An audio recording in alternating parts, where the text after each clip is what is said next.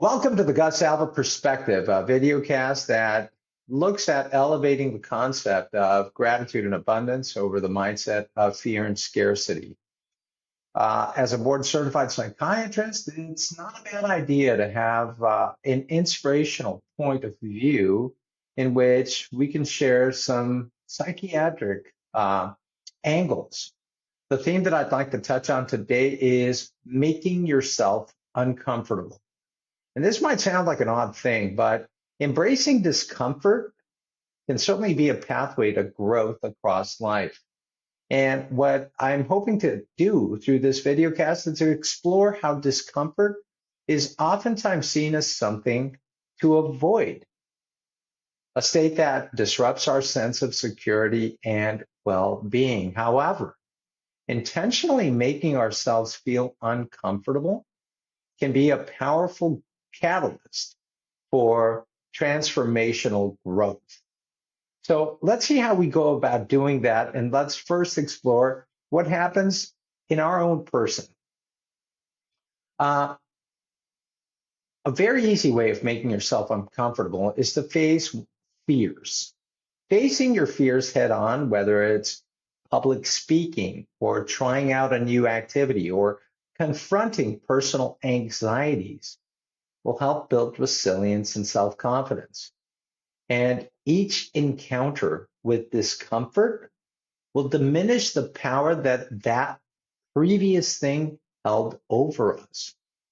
And so now we've got a phenomenal example of how, by overcoming fear and embracing that discomfort, we've actually strengthened ourselves. Now, think about expanding your comfort zones. When you step outside of your comfort zone, that exposes you to new experiences and perspectives. It fosters adaptability and open-mindedness. And this can include traveling to an unfamiliar place, learning new skills, engaging with diverse groups or people. And I'm astounded by this because our oldest daughter is, quite a bit of a free spirit. I've always thought of myself as having a little bit of wanderlust and enjoy traveling, but she certainly beats me, and it's amazing because she and her best friend are oftentimes trekking about in different places that, again, exemplify that very point.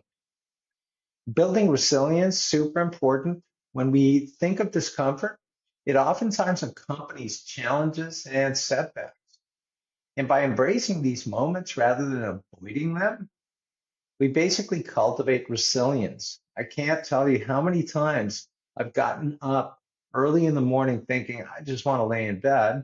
But then I think, I need to do my morning swim. It's like my brushing my teeth. If I don't do this physically, I'm not going to feel as well as I could. And by doing these things, they teach us how to bounce back from difficulties and view obstacles as opportunities for additional growth. Now, I oftentimes have to advise individuals regarding their occupational growth. And if you think about professional development or career advancement, this is a very important area in which we have this concept. Professional growth oftentimes requires taking on challenging tasks, seeking feedback, and accepting roles that push our limits. And whether it's leading a project or negotiating or pursuing further education, none of these actions are easy. But although uncomfortable, they will lead to significant career progress. Now, I cannot think of another area in which innovation and creativity have, again, blossomed greatly than the medical space. Innovations stem from challenging the status quo and exploring uncharted territory.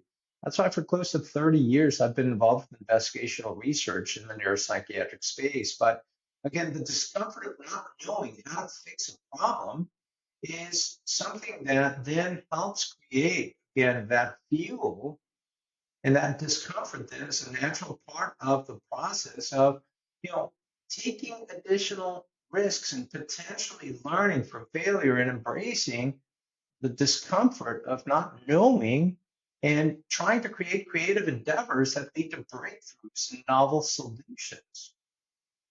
Now, within the professional setting, it's not a bad idea to network and collaborate, right? I oftentimes will advise individuals that in building professional relationships and collaboration with others, this might seem uncomfortable initially, especially for introverted individuals. However, when they engage with their colleagues and they attend to networking events and they seek out mentorship, that'll open doors to a lot of new opportunities and knowledge.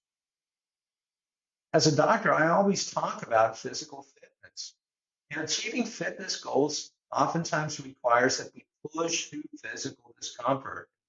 For those of you that have worked with weights, you know what that's like, going to exhaustion. If you run, you know when your heart's racing and you can't catch your breath. That's key. So intense workouts and trying new forms of exercise or maintaining discipline in diet all involve moments of discomfort that lead, however, to improved health and well-being. So ultimately, we end up winning. Mental health, super important. That's my, again, cup of tea. And addressing mental health issues oftentimes involves confronting uncomfortable emotions and thoughts. Therapy, mindfulness practices, self-reflection. Initially, all of these may seem uncomfortable, but they're essential for healing and personal growth.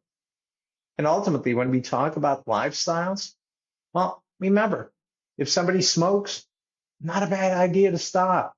If they drink too much, back off of the drinking. Adopting a new diet. All of these things involve discomfort. When we try to break old habits and form new, healthier ones, it's not an easy thing. And by the way, as you think of embracing that difficult situation, relationships are a phenomenal example of just that, right? When we make ourselves vulnerable and we're honest, well, that can help deepen relationships because it requires vulnerability to be able to do that, but that vulnerability can feel uncomfortable. If we share fears or insecurities or desires with our significant other, that's going to foster intimacy and trust. Honest communication, even when it's difficult, strengthens connections. If we run into a conflict, well, addressing conflicts directly rather than avoiding them can seem discomforting. It can be very uncomfortable, but it's also going to be crucial for resolving issues and maintaining healthy relationships. Constructive confrontation leads to mutual understanding and stronger bonds. And when we step into others' shoes, when we empathize and when we understand, well, that can feel uncomfortable, especially when it challenges our own beliefs. However, this practice enhances empathy and creates more meaningful and compassionate relationships. Not a bad idea that if we think about our own personal projects or hobbies outside of our routine, well, engaging in something that might seem interesting could be uncomfortable because of its unfamiliarity or because of a fear of failure. However, these activities can bring such joy and such satisfaction, such a sense of accomplishment.